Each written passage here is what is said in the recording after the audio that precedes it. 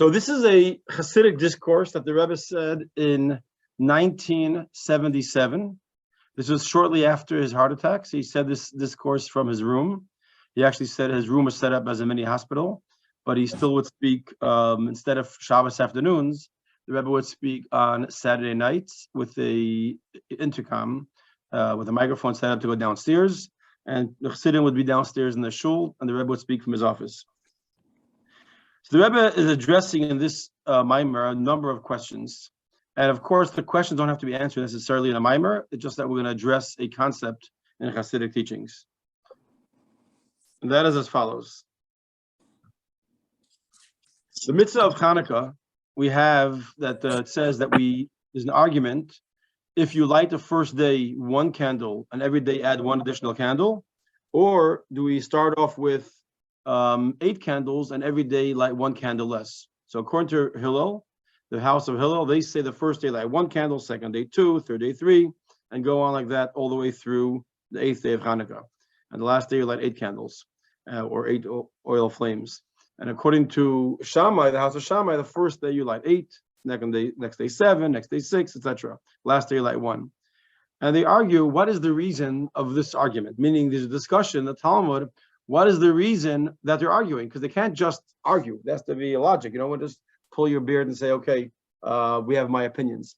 So discussing, for those who are coming in now, what is the reason for Beis Shammai and Beis Hillel to argue if you light first day 8 candles like Beis Shammai and go down each day to 1, or that the first day 1 and like Hillel and go till 8. So usually the discussion is, so the simple thing is, one opinion says you go how many days are left versus how many days went by. According to Hillel, how many days went by? So one day, the second day, the third day. And according to Shammai, how many days are left? But the Talmud gives another insight. This is what we want to focus on in this Maamar. And he says that the reason for Beis Shammai is we're going after what's called Pari HaChag. On Sukkot, there was a tradition that we offered 70 bulls, one for each of the 70 nations. So the first day of Sukkot, I believe we offered 13 cows, the next day 12 cows, the next day 11 cows, next day 10 cows. Each day was going less and less. And the course of the 8 days of Sukkot, so the 7 days, they offered 70 bulls, one for each of those nations. And one opinion says you go corresponding to the bulls of Sukkot, down a number. And Hillel says no. According to this opinion, the reason we do it, always increase in good, always add in goodness. So the question is, what is the connection between Sukkot and the Chanukah? I mean, that's very nice that you want to find something else that has the numbers going down. But what's the connection? Chanukah is a holiday celebrated one thing, and Sukkot is a holiday celebrating something else. You can have something corresponding to Passover, to Pesach. So sure, you can say, it's like the counting of the Omer. Every day we go up a number. How did we choose? There must be a connection if we're saying that the days of the menorah, the lighting of the candles, corresponds to the cows, the bulls of Sukkot. So it says like this. On a simple level, they both have 8 days. Sukkot is an 8-day holiday. And we know on the 8th day, Shmini Atzeres, we offer, this one is only for the Jewish people. We offer one animal just on behalf of the Jews. Whereas until now, we offer the first 7 days with the 70 nations of the world. So it's an 8-day holiday. And Chanukah is an 8-day holiday. So that's how some people say, oh, they're both 8 days. And we know we spoke about earlier in the Tanya classes that there's a connection whenever the numbers match. But they say there's really has to be a deeper connection because there has to be a connection to the cows. The fact that, or the bulls, I keep saying cows, the bulls. The fact that we are connecting it to the bulls of Sukkot means it's not just Sukkot in general, but there's something about the bulls that connects to the miracle of Chanukah. And what is that? So here's where we're going to start from in the Maamar. So I'm going to read it in my own words inside, and we'll take about 10-15 minutes till I got to run off to Homestead. Again, this is the talk, the Maamar the Rebbe said, it's a Hasidic discourse, 1977, and he says as follows. The idea of the Chanukah candles, the miracle of Chanukah is to brighten up or bring light into darkness. Sometimes in the world, there's areas of light, holiness, goodness, and sometimes the areas of darkness, not so good, impurities. The idea of the Chanukah menorah is to give light into the darkness. Because if you take a look what happened, what was the event that took place? The Greeks came into the temple. And just to point out, why you keep saying Greeks, even though it was Assyrians, So the simple insight is this is taking place after Alexander the Great has died for quite a while, and his empire is divided up into four kingdoms by the four different generals. And the main focus for Israel's purposes is the general to the north in Syria and the general to the south in Egypt are constantly battling each other, and Israel, of course, is caught in the middle. And the Syrian Greeks versus the Egyptian Greeks at that time. So we're talking about the Syrian Greeks. And the Greek was really the Greek philosophy. It was all the enlightened perspective on the world that the Greeks had, in the year 200 before the Common Era. This is the great advanced knowledge at that time. So the Greeks come into the temple and they defile, they make impure all the oils. What does that mean? They didn't destroy the oil. They didn't pour it out. Every bottle of oil, every container of oil was sealed with the seal of a priest. Not usually the high priest, but the priest.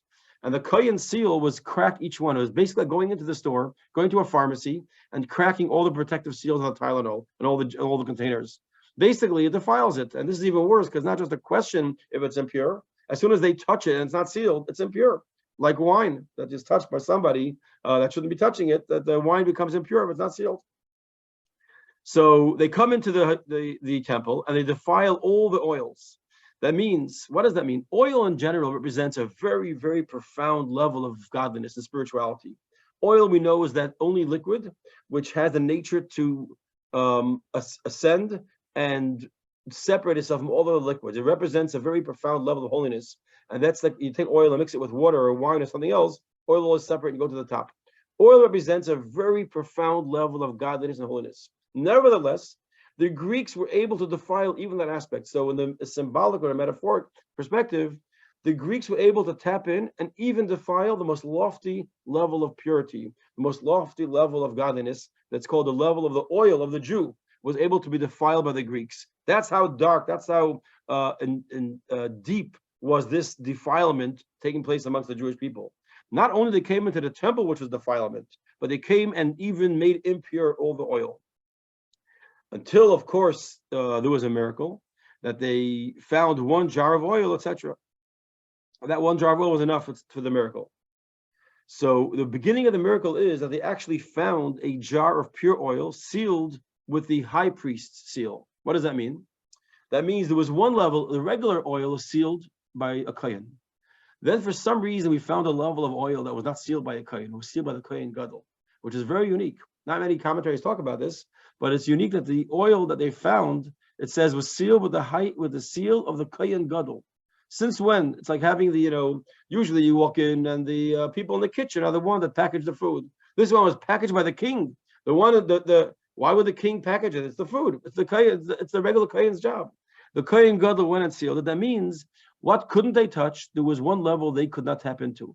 As much as they could defile even the oil of a Jew, but there's a level called the kohen gadol's oil, the oil which is a much deeper and higher level that even the Greeks, with all their levels of impurity and power, could not defile. And this is what the whole idea is, that the candles are lit. We find something unique about the candles of the Beis HaMikdash and the candles of Chanukah are very different. The candles of the Beis HaMikdash were lit about an hour and a half before dark, had to be lit earlier in the day.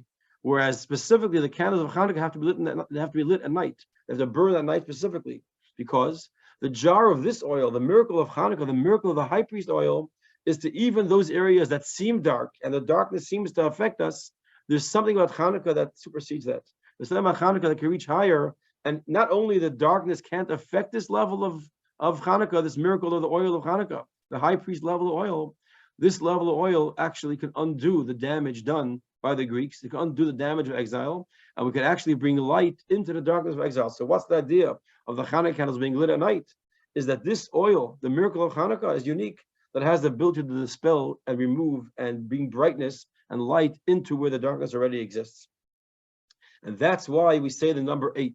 The number 8 represents that which supersedes nature. Nature is that everything runs according to a certain cycle. There are certain things that are normal, is how it runs.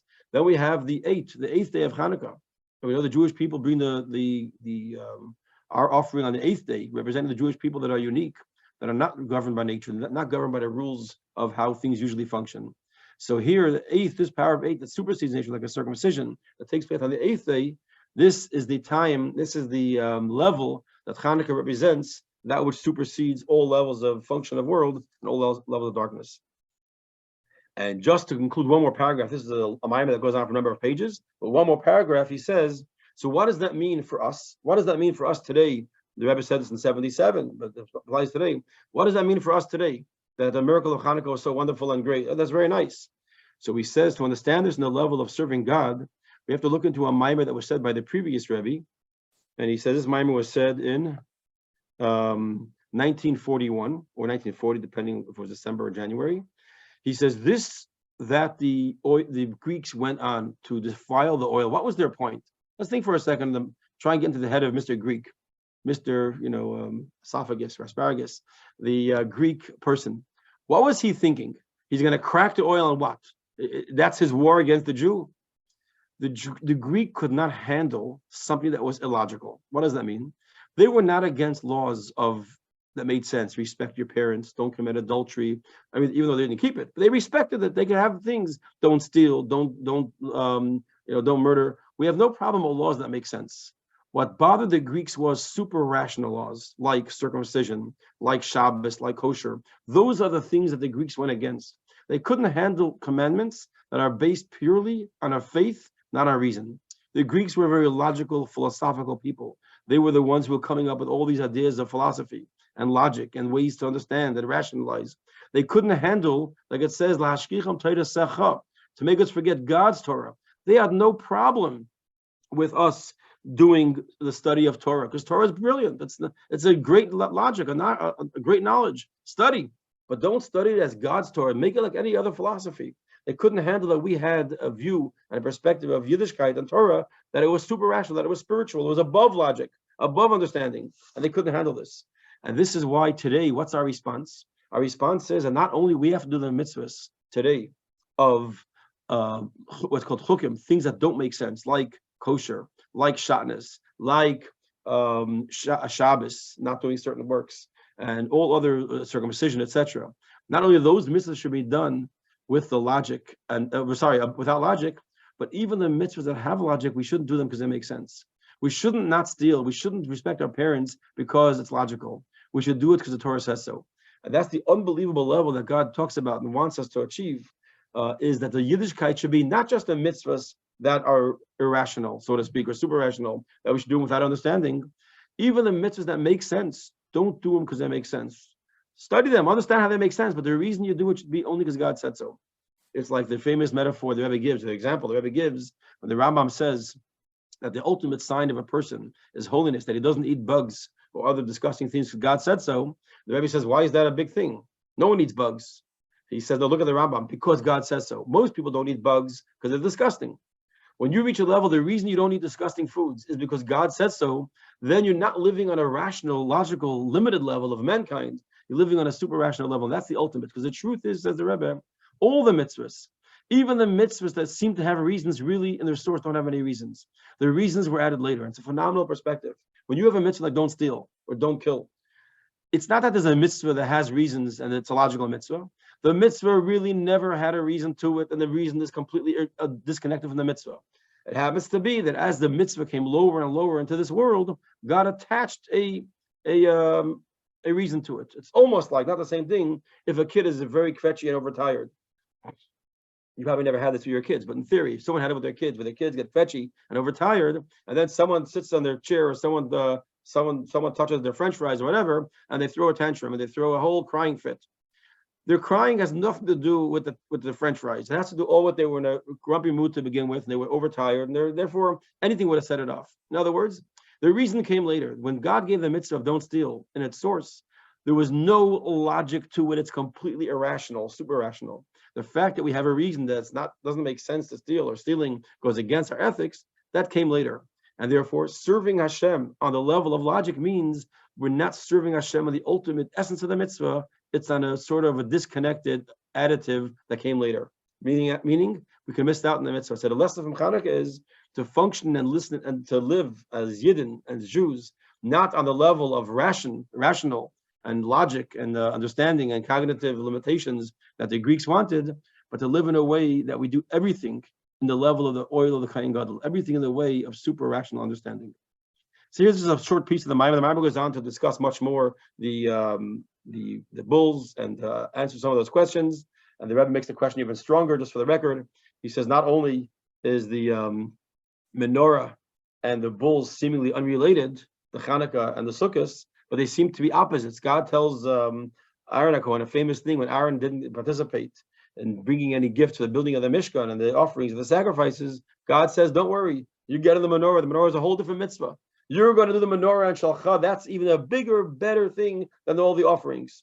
So 1 second, you see the menorah is different. So why do we compare? Why do some people say the reason of Shammai is to compare to the bulls of the holiday? And for that, to find another opportunity to finish this Maamar.